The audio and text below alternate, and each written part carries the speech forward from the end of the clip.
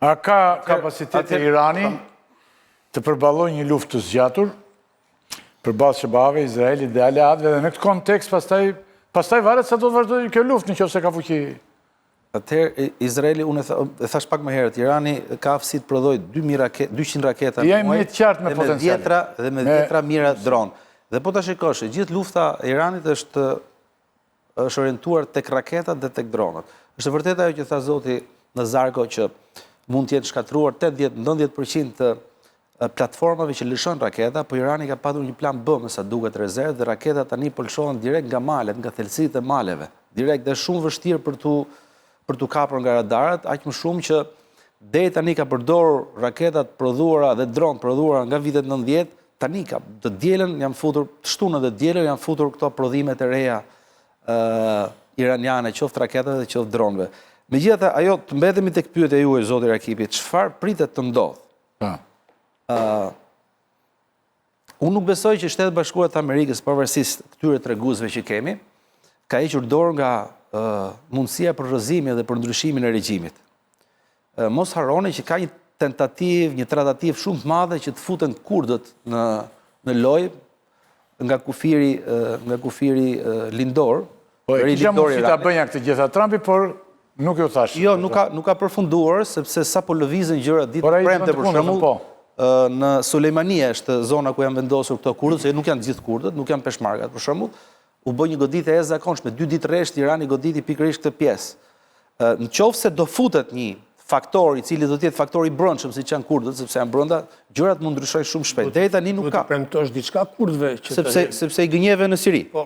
Edhe kjo. Edhe në Irak. Po. Por ç'është më e keqja se kaq është kjo që leadershipi i egër konservator i Iranit është i paparashikueshëm këtë momente. Shumë më i paparashikueshëm se çka qenë luftën 12 ditore ose në kohën e Ali Khameneit, sepse kanë kërcënuar me goditjen në qoftë se do kemi kurdë që do armatosen dhe do futen në Iran, për të lehtësuar një lloj pushtimi toksor, po themi, ose futin e trupave nëpërmjet tokës. Atëherë ato kanë kërcënuar se do të godasin centralin bërthamor Dejmonas të Izraelit, dhe ky është një rrezik shumë i madh për Izraelin. Ndërkohë që ka patur edhe skenar, për shembull dje ka patur 2 skenar për zbarkimi. Njëri ka qenë në Liban dhe tjetri ka qenë në Arak.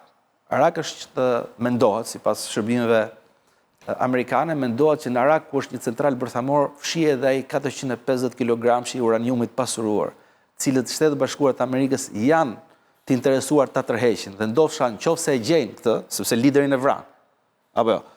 Nëse gjejnë uraniumin e pasuruar, besoj se bien edhe arsyet më të mëdha të ngritura për të vazhduar luftën dhe Shtetet Bashkuara të Amerikës tërhiqen me idenë që fituan sepse realizuan të gjitha objektivat. Në të kundërt, unë mendoj që gjërat mund të shkojnë keq, një nga skenaret mund të jetë që Shtetet Bashkuara të Amerikës në qoftë se do arrin, s'duhet përjashtuar edhe rasti që ky Mushtaba Khamenei, i cili është lideri i ri, edhe megjithëse vjen nga pjesa konservatore, është lider i ri dhe ka përpara karrierën e tij. Nuk e dim në do të sakrifikojë deri në atë pikë, saqë të vjen pikë pyetje ekzistencën e tij se mund dali ky njeriu, mund dali dhe jashtë parashikimit mund të jetë ky njeriu që të bëjë një marrëveshje me Trumpin. Trumpi ka thënë që nuk flas fare me këtë, nuk fare. Jo, Trumpi tha dëshojmë çfarë do ndodhi. Dëshojmë çfarë do ndodhi dhe la të hapur.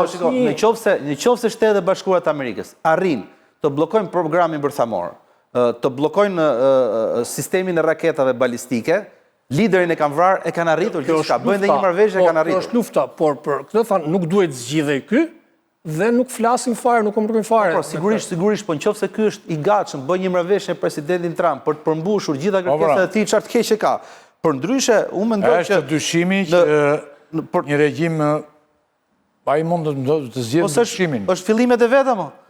Është fillimet e veta. Megjithatë, ajo që nëse më lejon edhe një fjali, domethënë mund të jetë ky lloj kompromisi që Irani tërhiqet nga programi bërthamor, nga mbështetja milicive dhe merr, si thua, garancinë e kërkuar Izraeli, se për Izraelin bëhet lufta, nuk bëhet për Shtetet Bashkuara të Amerikës, dhe Shtetet Bashkuara të Amerikës tërhiqen. Por mund të shkojë edhe më keq. Ndoshta Shtetet Bashkuara të Amerikës shfrytëzojnë një afat dytë ose blejnë hapësirë për një moment të dytë, ndoshta hapin rrugën e një lloj korridori diplomatik për diskutuar dhe me liderin e mos gjejnë ndonjë marrëveshje, mos ketë hapësirë për marrëveshje, ndërkohë që edhe kjo lloj tërheqje është fitore simbolike e Shtetet Bashkuara të Po deri Amerikës. tani ky Khamenei Sepse kanë vrarë liderin, kanë shkatruar. Mustafa deri tani përfaqëson linjazh prapë.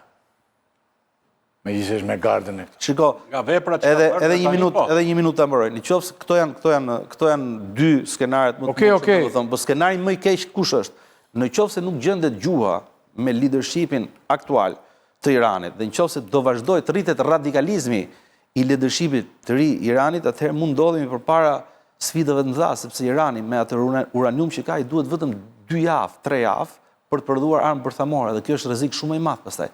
Megjithatë, në gjitha Rastet rastet, tua rreziku i përdorimit. po pse kërkon Shtetet Bashkuara 450 Jo, se ty kg uranium? Ty unë besoj shumë në këto që thua, se ka Po, këto janë analiza. Ka shumë studio, për shembull tani po ta hapësh në vendin tonë, sidomos ka shumë studio ku dalin për shembull figura të rëndësishme të cilët thonë, boton po ta vesh re prerja tërthore që hyn dhe raketa lëvizi në këtë shpejtësi dhe ra poshtë dhe u ndalua kështu ose u bë ose kishte ka të dhëna Kur jep në një leksion në leksionist.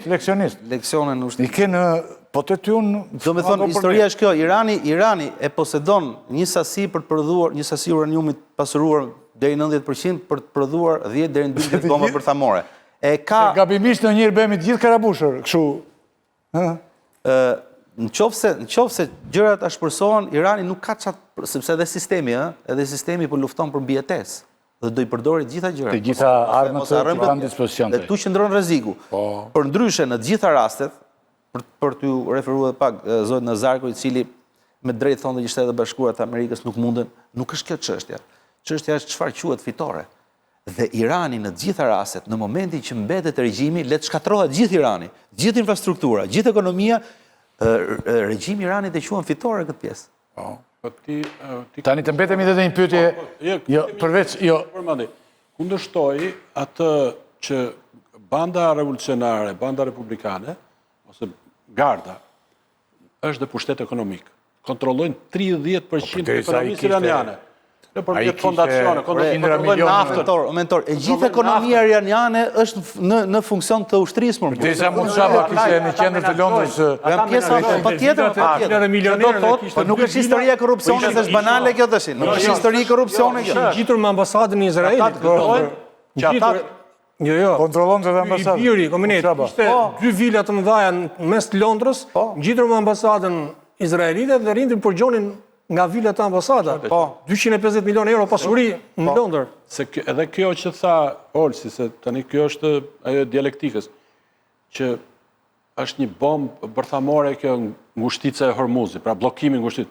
Ajo është vetvrasje edhe për Iranin, se edhe Irani nuk do shesi. Irani i vrarë është. Është goditje edhe për Kinë. Irani i vrarë është. I mbyturi, pra Kina, të mbyt. e di, po është Kina, janë sponsorët e të saj, Kina dhe Rusia, a kanë interesa të Mentori i mbyturi të mbyt. E vërtet është, po... Po Kina ka interesa sepse dim këto të gjërat e tjera që paksohet fuqia. Karburantin do. Normal. Karburantin do.